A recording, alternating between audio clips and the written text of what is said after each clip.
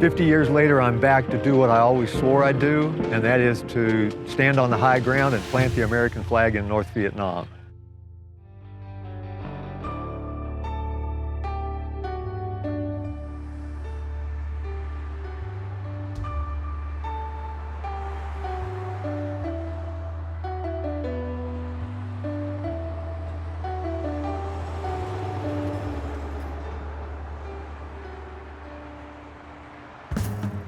You can see that Dalat is a city that sits in a bowl inside the mountains of the Central Highlands of Vietnam. And it was chosen initially by the French colonists because it was a cool area, literally, temperature-wise, for them to have summer homes in when it got so hot down on the delta or the plains of Vietnam. It's a gorgeous area. A lot of people look at it and say it looks almost European. Well, that probably comes from a lot of the French and perhaps German architecture that has been used throughout this area. It's a beautiful city. It's very comfortable. It's 10 o'clock in the morning now, shirt sleeve weather in April when it's starting to get pretty warm around the rest of Vietnam and pretty humid. It's very comfortable here. Well, I was on an airplane flying from, or a helicopter flying from Nha Trang to Ban My Thuot. I don't even remember what I went for, probably finance, because that was about the only thing I ever went to Nha Trang, the 5th Special Forces Group headquarters. And they had a red light come on, a warning light or whatever. And so they landed at the airfield here. And there was I think there was 5 of us that were just passengers on board the airplane. And so we jumped the wire at the airfield. Because again, there was a small contingent of Air Force and Army air controllers and guys that kind of ran the airfield here. And then there was some military police, but there were no actual combat units stationed anywhere near Dalat.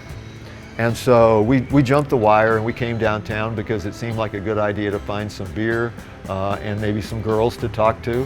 And that sounded like a fine idea to us. And so we came downtown and we found some beer and we found some girls to talk to. And that's where the MPs found us. And so they politely arrested us and took us back out to the airfield and turned us back into the airfield and said, okay, go back to bed, guys. Well, we weren't through yet. We needed more beer and we needed more girls. So we found a different place to jump the wire and we came back downtown. And we found the beer and we found the girls and the MPs found us again. And so they arrested us for the second time.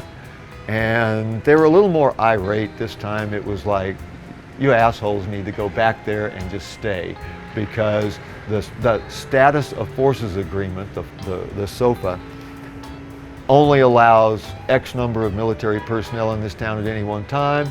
And we're full up because all the colonels and their horse holders are here. And so you can't be. Well, that didn't set too well. So we found a laundry truck that was taking laundry out of the camp. And we got in a laundry truck and concealed ourselves inside the laundry and came back downtown.